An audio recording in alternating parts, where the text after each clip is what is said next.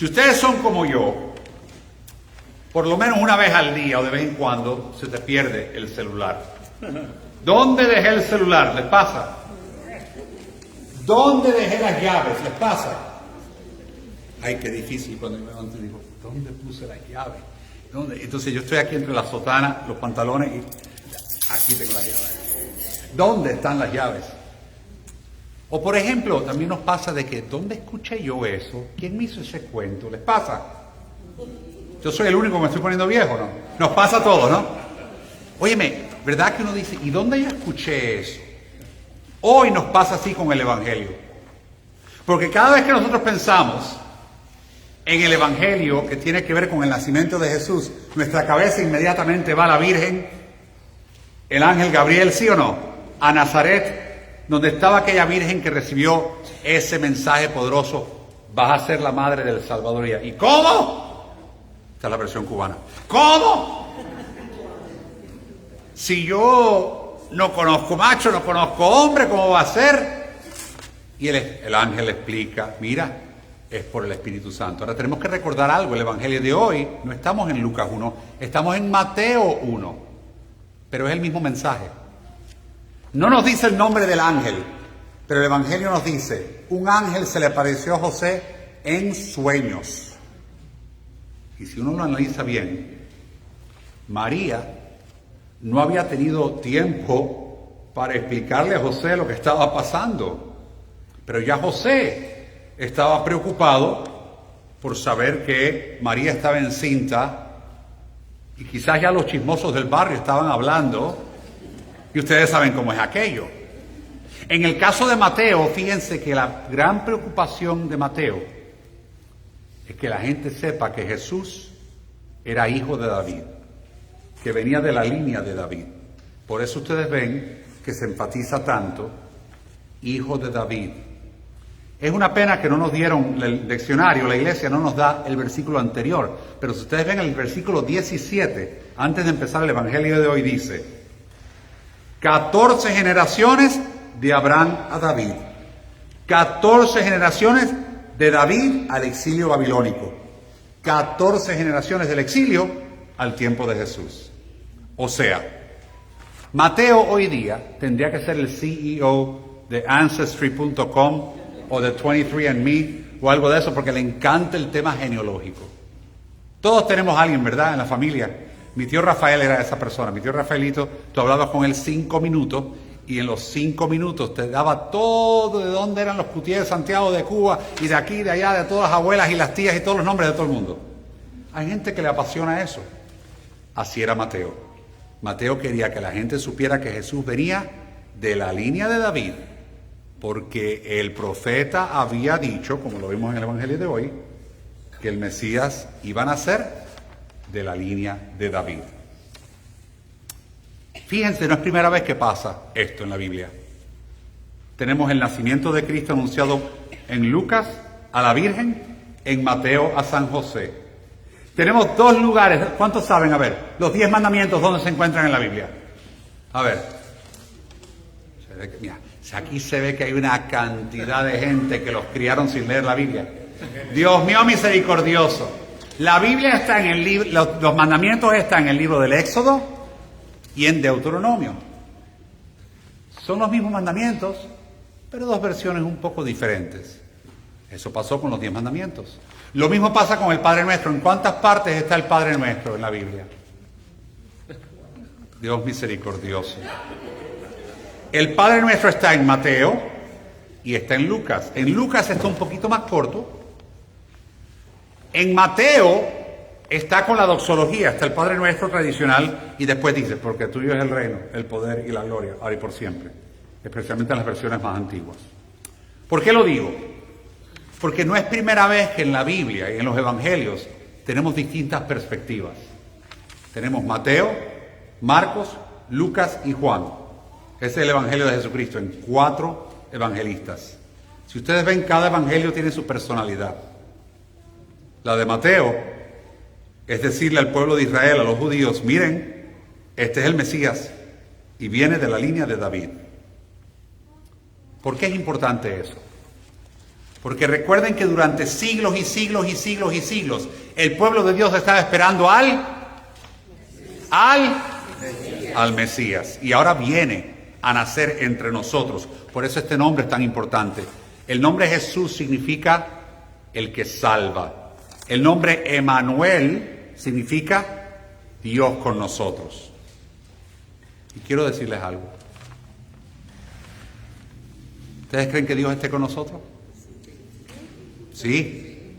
Dios está con nosotros, a pesar de que este mundo está revuelto, con guerra, división, tiroteos. Hubo otro tiroteo más esta madrugada en South Africa, allá cerca de Johannesburg, en un pub, en una barra donde había gente disfrutando la vida. 9 muertos y 10 heridos. Otro tiroteo más, el otro día en Brown University, en Providence, Rhode Island. Todos los días en la guerra en Ucrania, en Rusia, en el Medio Oriente, en el Sudán. ¿Cuántas guerras, cuánta falta de paz hay en este mundo? Pero el príncipe de paz vino a salvar este mundo. ¿Por qué les digo eso? Porque a veces nosotros tenemos una visión de Dios muy equivocada. Dios no es un Dios lejano. Dios es un Dios cercano. Dios no está como en una botella de Listerine donde no hay gérmenes, no. Todo lo contrario, Dios vino a nosotros a pesar de ser pecadores y a pesar de que necesitamos mucho de Él, Dios vino a nosotros. Y por eso la Navidad es tan especial, por eso el Adviento es tan especial. Mire, esas 4 velas, todas significan algo, pero hoy pensemos en José, que no dijo mucho, pero hizo mucho. Hay muchos autores, muchos teólogos que han escrito los libros de El silencio de José. ¿Por qué José no habló más? No, José no habló, pero hizo. Hay una diferencia entre el que habla mucho y el que hace mucho. José hizo mucho y habló poco. Quiero decirles que hay una lección muy práctica en la vida de José. Y creo que se aplica también a nosotros, cristianos del siglo XXI. José tuvo miedo. ¿Quién no tiene miedo? Cuando dice, mira, tu señora, con la que tú te vas a comprometer, imagínate, está embarazada. La Virgen, 14 años, dice la tradición, 15, vas a ser la madre de Jesús. ¿A qué teenager le puedes decir tú hoy día, oye, vas a ser la madre de Jesús? Gran responsabilidad le dio Dios a la Virgen. Pero aquí está José, que en un sueño escuchó a Dios decirle, José, este niño viene de Dios. Y entendió que Dios le estaba llamando a él. No le tengamos miedo al llamado de Dios. Eso es lo primero. Si Dios te llama, recuerda que vas a tener que arriesgarte, vas a tener que encontrar tus propios planes. Quizás tú tienes otros planes, pero Dios te está llamando para hacer algo. No tengas miedo. El plan de Dios siempre es perfecto. El segundo, y este es muy interesante. Embrace. Chicos, ¿cómo se dice embrace en español? Cuando las notas están en inglés. Embrace. Abraza. Acepta. Toma, ¿verdad? Acepta las interrupciones que Dios mande a tu vida. Escúchame bien. Dios tenía planes para José, tenía planes para María, tenía un plan de salvación. Dios tiene un plan tremendo y de repente este hombre de fe, este hombre justo, como dice el Evangelio de hoy, Dios le cambia la vida. Los planes cambiaron. La lección es que el tiempo de Dios y el plan de Dios siempre es perfecto, aunque nosotros no lo entendamos. Lo voy a repetir. El plan de Dios siempre es perfecto, aunque tú y yo no lo entendamos. José es un modelo de fe, pero también de confianza en Dios. Trust. That word trust. Trust and obey. Confiar y obedecer el plan de Dios es tan importante. Y la obediencia, señores, por arriba del orgullo. Voy a decir algo un poco difícil, pero espero que me lo tomen bien. En Thanksgiving repartimos 600 pavos con mis colegas de la radio ayer. Esta semana repartimos 600 canastas, ¿no? y gracias a un hombre generoso de negocios, y esa canasta estaba llena de, había una pierna de puerco grande, arroz, frijoles, aceite, todo lo que necesitas para una buena Nochebuena. Y voy a pagar esa bolsa. Y uno ve que la gente más necesitada se acerca, vienen en estos carritos destartalados, y uno de verdad se le llena el alma, primero de satisfacción de poder ayudar a un necesitado, pero también de tristeza de pensar que hay gente que necesita esa canasta para tener una Nochebuena. Eso es difícil, ¿no? Cuando tenemos tanto.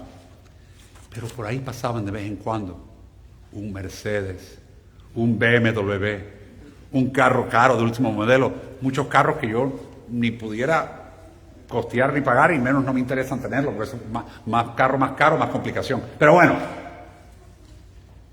y me decían algunos colegas de la radio, pero padre, pero esta gente con estos carros de lujo. Y yo en varias ocasiones esta semana me tocó decirle, ¿sabes qué? No te dejes llevar por la apariencia. Hay mucha de esta gente que tiene un carro que ellos mismos no pueden pagar. Se metieron en la letra y son esclavos del carro. No tienen cómo pagarlo, pero aparentan tener, ¿no? Por tener el carro. No te dejes llevar por eso. ¿Usted se imagina a José poner hacia un lado su imagen pública de hombre justo, de hombre bueno, y recibir a María con una barriga? María la Virgen. Si ustedes creen que la gente de hoy día y los latinos somos juzgadores y duros y fuertes con la gente, en la época de Jesús y en la época judía, esta de la época de Jesús, eran bien fuertes. O sea, no le interesó la apariencia, no le interesó lo que la gente diría de él. ¿Por qué nos interesa tanto lo que la gente dice de nosotros?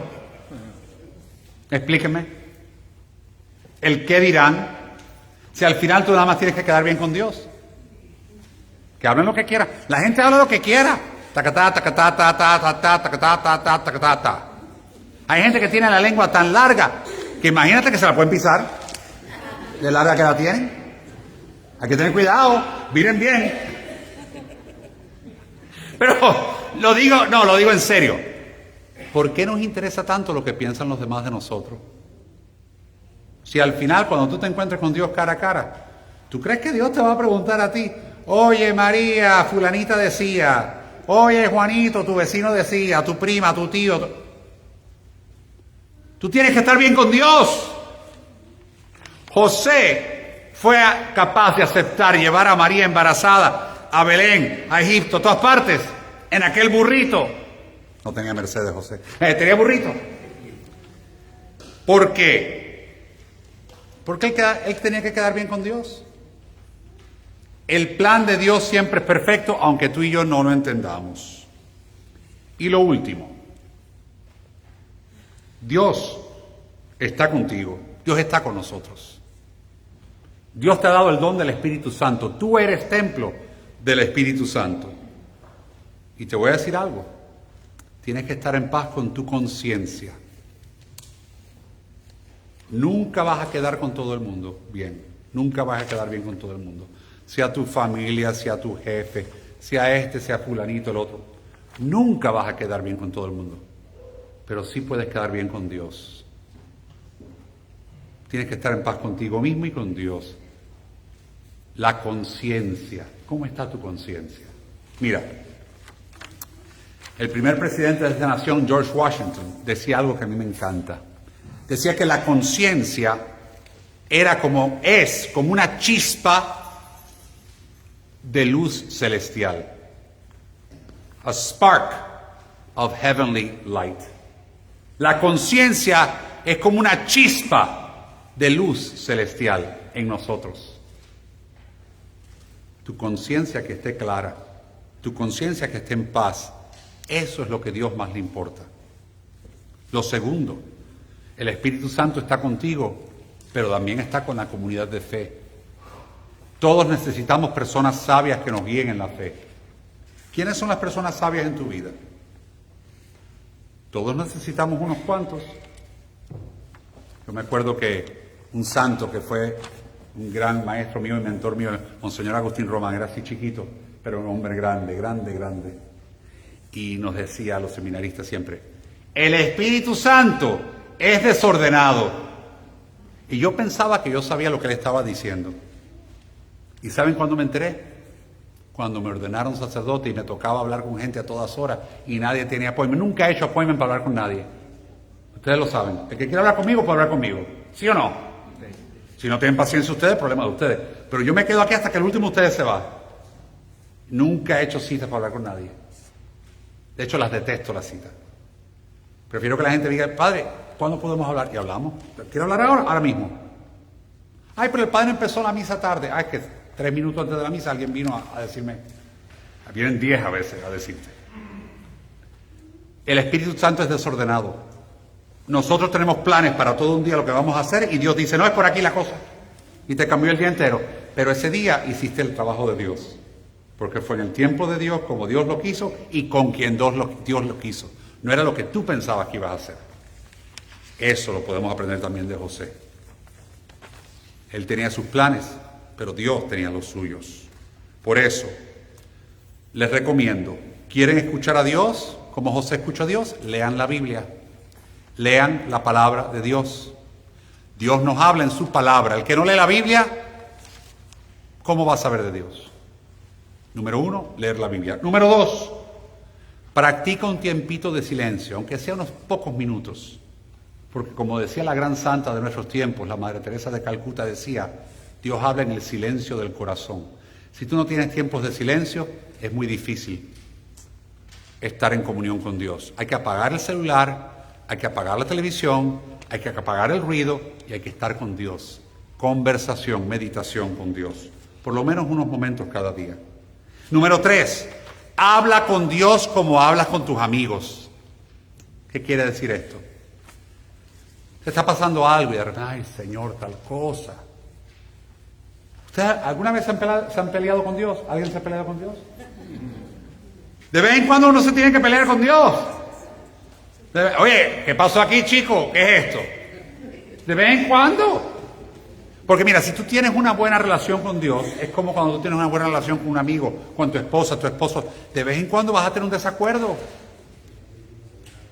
Si tu relación con Dios es real, es igual que cualquier otra relación. De vez en cuando te vas a molestar con Dios y le vas a reclamar algo. Oye, chico, pero esto, oye, cógelo suave. Cuando mi papá le dio cáncer a los 52 años, se murió a los 54.